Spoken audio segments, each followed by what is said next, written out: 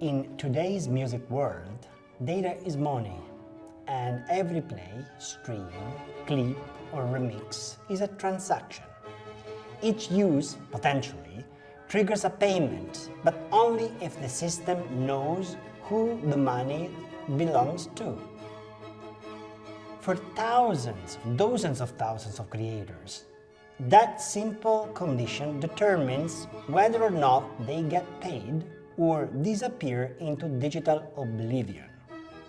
So, how can an industry built on creativity still lose very large sums of money in value simply because its data does not match?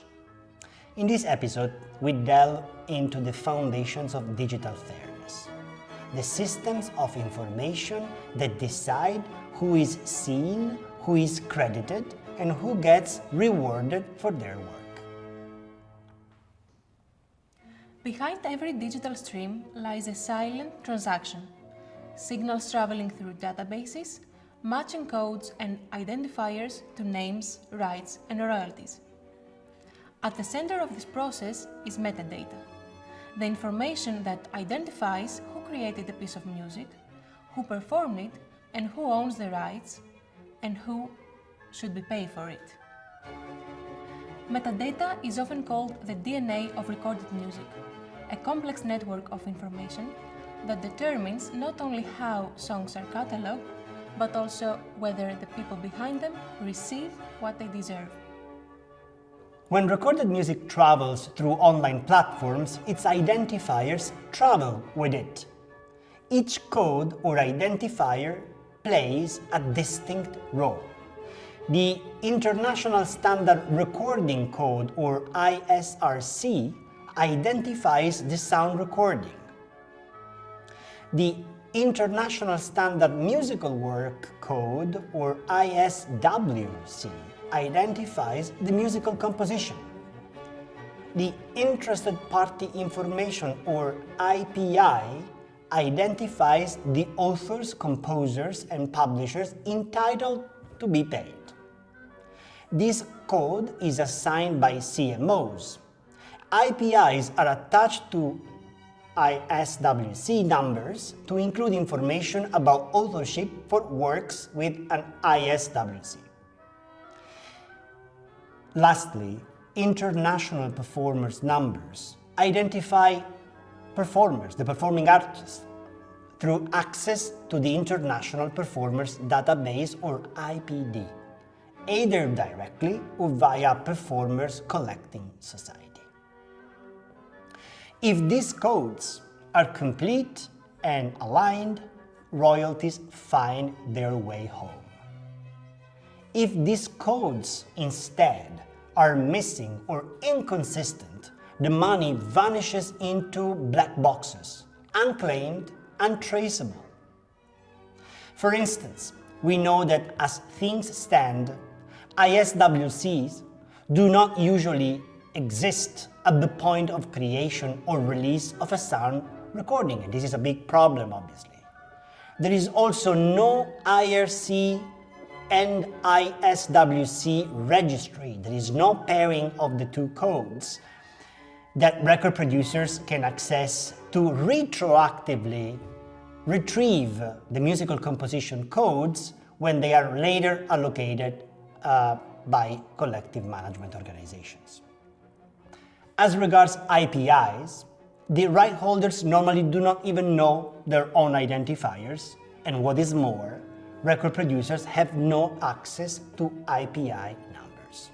IPNs are currently relevant to broadcasting and public performance revenues paid by collective organizations, but not to streaming because session musicians do not have a statutory remuneration right for online exploitations.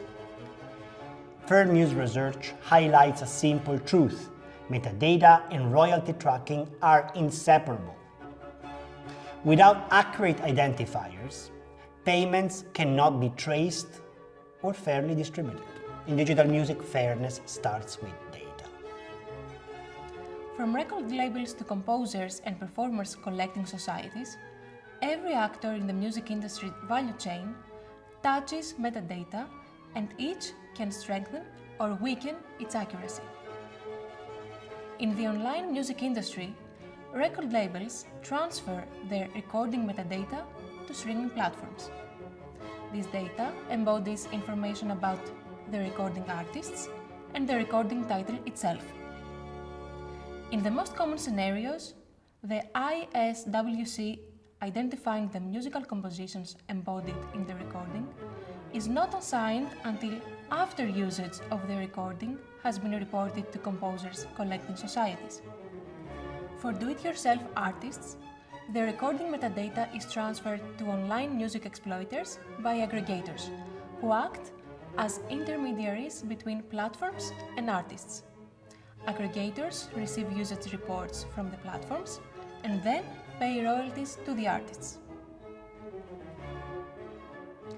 In both the above-mentioned scenarios, composers and publishers' collecting societies must reconcile all this information, matching plays to musical compositions, a task still riddled with mismatches despite growing use of solutions provided by companies such as BMAT, PEX, Orpheum, and for its music repertoire by a company like Unison. Such a fragmented situation isn't just technical, it's structural. Each category of actors, record labels, platforms, publishers, CMOs, keeps its own database. The result is duplication, inconsistency, and potential invisibility for thousands of creators whose agents or collective representatives are not well equipped to identify their works on the grounds of usage reports that refer just to sound recordings. So sound recordings are the core of the reporting data. Creators with professional data management get paid faster and more accurately, whereas independent and minority artists, because of their weaker data capacity, get systematically overlooked. New formats, remixes, live streams, short-form videos multiply these mismatches potentially, since every new format becomes another opportunity for data to fail. This is why metadata governance is now central to copyright policy. As streaming and social media licensing converge, interoperability is no longer optional. It is the foundation of any fair remuneration system. Good governance means using standards like DDEX, the global standard for data exchange in digital music. This way, interoperability fosters accountability for data quality and makes inclusiveness a design principle. Without that, even the most progressive licensing framework collapses into confusion. To address these challenges, the European Union would need a public interest copyright data infrastructure for the music economy. A music copyright data infrastructure could make universal identifiers mandatory at source or at the time of upload. ISRC, ISWC, IPI, and IPN all together being provided at the same time from the outset. The infrastructure could use open, auditable formats so that anyone can verify them. This infrastructure can publish data quality indicators to show how well royalties are being matched, and provide creator dashboards to let artists trace every use of their work. Last but not least, create cross-platform recognition protocols so that a recording used on TikTok is recognized on YouTube or Spotify too. This way, fairness would no longer depend on goodwill. It would be built into the architecture of rights management. European law recognizes data transparency as a creator's right, yet it still assumes that the underlying data are already in place. Article 19 of the DSM Directive guarantees regular and comprehensive reporting on the use of copyright works. the Directive on Collective Rights Management obliges collective management organizations and platforms to share relevant information with right holders. Both directives provide that authors and performers shall be informed about how their works are used and how revenues are distributed. However, these obligations concern reporting, not infrastructure. They presuppose the existence of accurate and interoperable metadata without requiring or fostering its creation. The result is a paradox. Transparency is legally mandated, but the data foundation that transparency depends upon remains optional.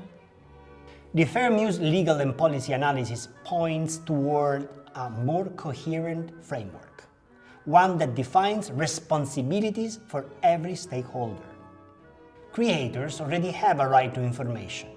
However, they lack the tools to verify or correct their data. Labels and publishers create their own metadata, yet they treat them as proprietary, uncoordinated assets. Platforms have reporting duties, yet they have no legal obligations or incentive to reject incomplete files. Collecting societies depend on upstream data but cannot compel its correction or integration. To overcome this situation, Fair MusE identified best practices and recommendations. These recommendations are currently being discussed in the music industry and are aimed at building a better music copyright data infrastructure. Improvements and reforms should consider, in our view, the following points. In principle, platforms should not accept music lacking ISRCs, ISWCs, and IPIs information, nor be allowed to overwrite existing metadata.